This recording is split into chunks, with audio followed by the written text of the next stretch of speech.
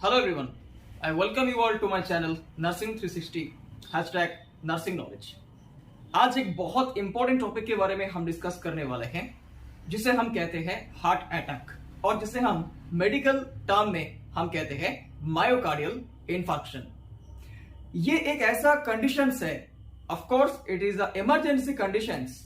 Heart muscle यानी the middle layer of the heart, that is myocardium layer, will get permanently and irreversible damage due to lack or the complete cut of blood supply। हम लोगों ने जब CAD topic के बारे में जब हम लोगों ने पढ़ाई किया था, do you remember what is the meaning of atherosclerosis, right? CAD में क्या होता है कि बहुत सारे कारणों की वजह से there will be a some kind of a blockage will be there inside the coronary artery. That can be small clot, that can be any large clot, and when the clot will get rupture, it will form a complete kind of thrombus. So that thrombus ultimately what it will do, it will reduce or completely cut off the blood supply to the coronary artery, right? हम लोगों ने देखा था CAD topic के अंदर कि example मैं थोड़ा स्मॉल ड्राइंग कर रहा हूं यहाँ पे। क्या होता है, चलो यहाँ पे ड्रॉ करते हैं। ये नॉर्मल कोरोनरी आर्टरी है ना, और ये हम लोग का एक प्लैक फॉर्मेशंस इस पे आया है ना। तो ये प्लैक कभी कभी पार्शियली भी ब्लॉक कर सकता है आर्टरी को, या फिर ये जो है ये कभी कभी कंप्लीटली उसको कोरोनरी आर्टरी को ब्लॉक कर देता है। तो पार्शियली हो या फिर कंप्लीटली आर्टरी ब्लॉकेज हो, क्या होता है, ब्लड का जो सर्कुलेशन है वो आइदर रेस्ट्रिक्ट होता है पार्शियली, आइदर वो कंप्लीटली कट ऑफ होता है। तो ये जब ब्लड से सप्लाई है, ये जब कंप्लीट या फिर पार्शियली जब अल्टीमेटली क्या होगा, रिडक्शन हो जाएगा, फिर क्या होगा, हार्ट के मसल्स तक, मायोकार्डियम तक ठीक से ब्लड सप्लाई नहीं हो पाएगा। ओके, जिसे हम लोग कहते हैं myocardial infarction. So let's take a definition. It is refer to a process where myocardium layers get destroyed permanently due to the lackage of blood supply to the heart muscles। okay? So यहाँ पे हम थोड़ा और deeply समझेंगे कि क्या actually में होता है। ये हम लोग का कोरोनरी आर्टरी है जो डिवाइडेड है राइट एंड लेफ्ट ब्रांचेस पे, है ना, कि right side right atrium right ventricle, left में लेफ्ट एट्रियम लेफ्ट वेंट्रिकल तक ठीक से मायोकार्डियम तक ब्लड सप्लाई करे, हार्ट का जो ब्लड सप्लाई करे। लेकिन यहां पे क्या हुआ, अल्टीमेटली कुछ ना कुछ ब्लॉकेज आ गया। तो वो ब्लॉकेज क्या करेगा, ठीक से उस ब्लड को सप्लाई नहीं कर पाएगा, एंड अल्टीमेटली क्या होगा, वो जो ब्लड रेस्ट्रिक्शंस हो जाएगा। तो हार्ट का जो मायोकार्डियम जो लेयर है जो प्रोडक्शन कर रहे हैं उस तक वो ठीक से नहीं पहुंच पा रहे हैं ब्लड। फिर अल्टीमेटली क्या हो रहा है कि जो मायोकार्डियम लेयर है due to cut off blood supply, वो क्या होगा, धीरे धीरे वो डिस्ट्रॉय होना शुरू हो जाएगा, है ना। मतलब जो टिश्यू जो लेयर है क्या होगा, अल्टीमेटली वो नेक्रोटिक हो जाएगा, है ना, टिश्यू डेथ होगा। तो अल्टीमेटली जब टिश्यू डेथ होगा, क्या हार्ट ठीक से पंपिंग एक्शंस कर पाएगा? No, definitely no, right? And that is known as myocardial infarction. Okay, so before I move on to the causes, this causes that I have mentioned over here, you have to remember one thing. This will help you to understand the types also. In usually क्या होता है कि nursing का जो books होता है ना, उस पे आप लोग का बहुत शॉर्टेज में टाइप्स ऑफ मायोकार्डियल इन्फेक्शन को मेंशन किया जाता है। लेकिन आप थोड़ा सा हायर ऑथर का बुक्स अगर आप फॉलो करोगे, और भी मतलब बहुत सारे standard of author books follow करोगे, तो वहां पे based upon the pathological conditions myocardial infarction को हम लोग 5 तरीके से डिवाइड करते हैं। So there are mainly 5 types of, according to the pathological conditions MI is classified into 5 types, and also according to the anatomical positions, heart है उसका myocardium layer चारों तरफ है ना, जस्ट टेक इमेजिन लुक। तो ये यहां पर भी हो सकता है, हार्ट के सामने पार्ट भी हो सकता है, हार्ट के पोस्टीरियर पार्ट भी हो सकता है ना। तो कहीं पे भी ये मायोकार्डियम जो लेयर है वो डैमेज हो सकता है। तो based upon the anatomical positions of the MI it is divided into 3 types. Okay, we know that MI usually occur due to some other pathological conditions, right? So that can be many things. So first, that can be any atherosclerosis or any plaque formations inside the coronary artery. Then any imbalance oxygen demand and supply. अगर body के अंदर example मान लो कि blood volume में कुछ कम हो गया, I mean the patient is suffering from anaemia, तो वहां पे क्या होगा, हार्ट तक जो ठीक से जो ब्लड पहुंच रहा था वो ड्यू टू ब्लड शॉर्टेज क्या होगा, अल्टीमेटली ऑक्सीजन वहां पे इम्बैलेंस सप्लाई होगा, इनसफिशिएंट उस पे सप्लाई आएगा। फिर हार्ट के अंदर क्या होगा, oxygen demand and oxygen supply में एक इम्बैलेंस आएगा एंड अल्टीमेटली क्या होगा, वो ऑक्सीजन जो शॉर्टेज है it will lead to the destruction of the myocardium layer. Okay, so any imbalanced O2 demand and supply can cause myocardial infarctions too. Third, it can be conducting system failure, right? Conducting system में क्या होता है कि heart का जो contraction relaxation है वो एक इलेक्ट्रिकल इंपल्स के थ्रू कंट्रोल होता है. अगर कोई ना कोई कारण की वजह से अगर उस इलेक्ट्रिकल सिस्टम में अगर इंपल्स में अगर कोई ना कोई फेलियर आता है तो अल्टीमेटली क्या होगा, नॉर्मल जो हार्ट का जो फंक्शंस है वो पंपिंग एक्शंस ठीक से नहीं होगा. ठीक से अगर वो पंपिंग एक्शंस ना जनरेट हो पाए फिर हार्ट तक ठीक से ब्लड नहीं पहुंचेगा and ultimately it will lead to the myocardial infarction. Fourth, it can be a sudden vasoconstrictions. Example ये हम लोगों ने ड्रॉ कर लिया था थोड़ा सा, ये नॉर्मल आर्टरी है और ये सडनली उस पर कोई स्पैजम आ गया, फिर क्या होगा, ब्लड जो है वो सडनली कुछ देर के लिए रिस्ट्रिक्शंस होता है.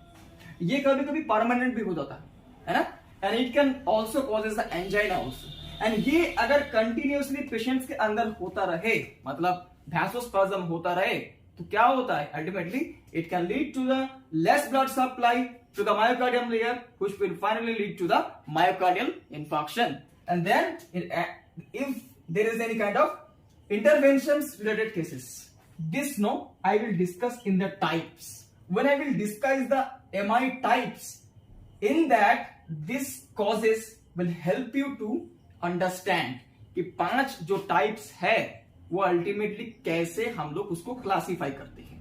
Okay, so let's move on to the types of the MI based upon the pathological conditions.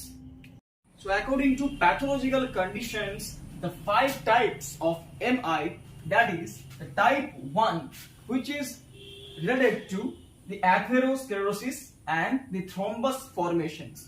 यानी coronary artery के अंदर जब clot formations होता है वो partially या फिर वो complete clot जितना भी होगा उसके ऊपर बेसिस करके टाइप 1 जो है वो हम डिफरेंशिएट करते हैं.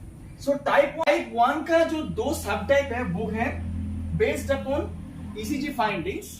उसको हम दोनों तरीके से डिवाइड करते हैं. एक है हम लोग का नॉन स्टेमी एंड दूसरा है स्टेमी. अब ये नॉन स्टेमी क्या है कि जब मायोकार्डियम लेयर जब पार्शियली, ये वाला देखिए, जब पार्शियली डैमेज होना शुरू होगा तो वो क्या करता है, नॉन स्टेमी को रिप्रेजेंट करता है. लेकिन अगर मायोकार्डियम लेयर अगर परमानेंट डैमेज हो जाता है तब क्या होता है, in ECG findings there will be a ST elevations myocardial infarction.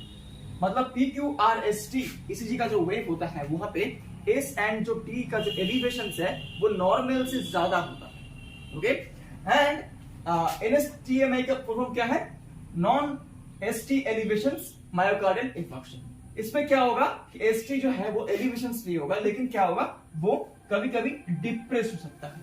Okay, मतलब जो नॉर्मल एसटी जो एलिवेशंस रहता है नॉर्मल, वो क्या होगा उससे कहीं नीचे तक आ जाएगा. ओके, तो ये टाइप 1 का 2 सब टाइप हो गया, right. And type 2 it is based upon the imbalance oxygen supply and demand. जैसे हम लोगों ने कुछ देर पहले ही पढ़ा था, राइट. अगर किसी को एनीमिया हो जाए तो क्या होता है, उसका बॉडी का जो ब्लड वॉल्यूम है वो रिडक्शन होता है, फिर हार्ट को उसका डिमांड के हिसाब से ऑक्सीजन नहीं मिल पाता है ना.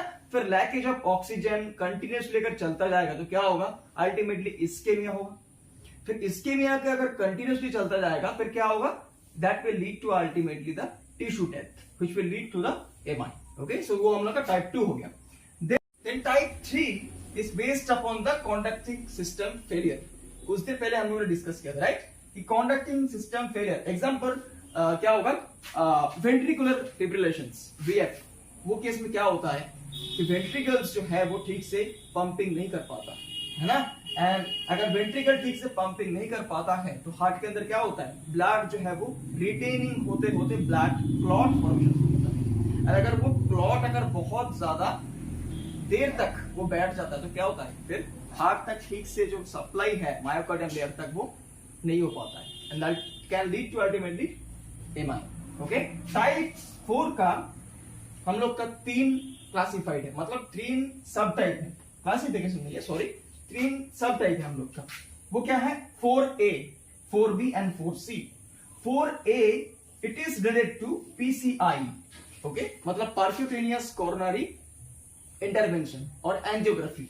उसके वजह से अगर पेशेंट्स को अगर मायोकार्डियल इंफार्क्शंस होता है उसको हम लोग क्या कहते हैं, 4A टाइप। तो वो यूजुअली ऑकर होता है 48 आवर्स के अंदर। ओके, 4B क्या होता है, स्टेंट थ्रोम्बोसिस। हम लोगों ने पढ़ाई किया था, राइट, स्टेंट हम लोग इनपुट मतलब इंसर्ट करते हैं आर्टरी के अंदर, वो एक नेट जैसा ऐसा कुछ रहता है, राइट, और उसको हम लोग क्या करते हैं, बाहर से उसको हम लोग इन्फ्लेट करते हैं। वो जब इन्फ्लेट करते हैं तो क्या होता है कि कोरोनरी आर्टरी के अंदर जो स्पेस है उसको वो होल्ड करके रखता है ना।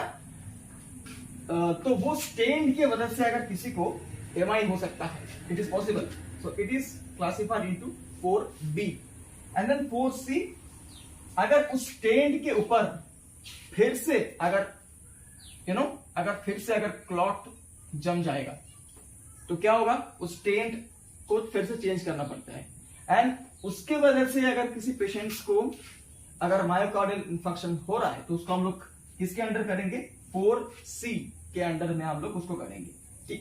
आई mean new tissue formations on the stent will lead to the myocardial infarction, that will be under 4C. And finally the type 5, okay, that is related to the CABG related myocardial infarction, यानी coronary artery bypass graft के वजह से। Example, किसी का दूसरा artery लेके हम लोगों ने बाईपास किया और वो आर्टरी भी डैमेज हो गया, है ना, फिर वो जो आर्टरी जो बाईपास से ब्लड को पास कर रहा था हार्ट तक, वो भी अगर डैमेज हो जाए तो क्या होगा, हार्ट तक ठीक से ब्लड नहीं सप्लाई हो पाएगा। फिर अल्टीमेटली क्या होता है, धीरे धीरे वो मायोकार्डियल इंफार्क्शन तक वो प्रोग्रेस होता है ना। तो उसको हम लोग टाइप 5 के अंडर में हम लोग उसको रखेंगे। सो ये हम लोग का टोटल 5 टाइप्स हो गया, जो मैंने कहा था कि जो कॉजेस है that will help you to understand the 5 types of the MI. Okay, so let's see what is the types based upon the anatomical positions of the MI। यहाँ पे मैं और एक चीज मेंशन करना मैं भूल गया। सो ये जो है ना टाइप 1 को हम लोग फाइंड आउट कर सकते हैं कार्डियक एंजाइम टेस्ट या फिर ECG के मदद से। टाइप 2 को तो डेफिनेटली हम लोग कर सकते हैं, लेकिन टाइप 3 जो है ये थोड़ा सा क्रिटिकल होता है क्योंकि ये मेन कारण होता है इसका कंडक्टिंग सिस्टम फेलियर की वजह से। So all of a sudden heart में कोई ऐसा चेंजेस आ जाएगा इसके कारण क्या होगा, पेशेंट्स को एमआई हो सकता है, यानी ये बहुत क्विक होता है। ओके, एग्जांपल आप ले लीजिए VF, वेंट्रिकुलर फिब्रिलेशन। इन VF क्या होता है कि all of a sudden heart का जो वेंट्रिकल्स पार्ट है ना उस पे कुछ देर के लिए क्या होगा, कंप्लीटली वो स्टैग्नेटेड हो जाएगा। ओके, और ये परमानेंट हो सकता है। एंड ये जब होता है तो क्या होता है, अल्टीमेटली हार्ट का जो वेंट्रिकल्स है वो ठीक से ब्लड को पंप आउट नहीं कर पाता है ना। फिर अल्टीमेटली क्या होता है, उस पर धीरे धीरे ब्लॉकेज आना शुरू करता है, और वो जो ब्लॉकेज है वो अल्टीमेटली ब्लड को मतलब प्यूरिफाइड ब्लड को मायोकार्डियम लेयर तक पहुंचने में ऑब्स्ट्रक्ट कर देता है। फिर वो जब ऑब्स्ट्रक्ट कर देता है तो क्या होता है, ultimately damage of myocardium and will lead to the MI. लेकिन इस पे हम लोग ट्रोपोनिन के मदद से हम लोग उसको फाइंड आउट नहीं कर सकते। और टाइप जो 5 होता है इस पे ट्रोपोनिन जो लेवल होता है ना, ये नॉर्मल से 10x मोर होता है। अगर कोई पेशेंट्स CABG के अंडर में, उसका CABG उसका प्रोसीजर हुआ हो उसके बॉडी के ऊपर, और सडनली पेशेंट को चेस्ट पेन आना शुरू हुआ है, आप उस समय अगर उसका ट्रोपोनिन लेवल चेक करते हो और अगर आपको मिलता है कि नहीं उसका ट्रोपोनिन जो लेवल है वो नॉर्मल से बहुत ज्यादा हाई हो चुका है, okay, it's indicating the patient is having MI, because here the troponin level will be more than 10x, okay. So these are the some informations that I have missed before. So let's move on to the based upon the anatomical positions, what all the types are there of MI. So according to the anatomical positions, we have mainly 3 types of MI. Okay? So क्या होता है, जिस जगह का coronary artery blockage होता है और वो कोरोनरी आर्टरी कौन से पार्ट में, I mean हार्ट के कौन से पार्ट में ब्लड सप्लाई करता है, उसके ऊपर बेसिस करके हम लोग थोड़ा इसको समझेंगे. सी कोरोनरी आर्टरी क्या होता है, जो एओर्टा से निकलता है वो क्या होता है, right sided and left sided coronary artery में वो डिवाइडेड करता है.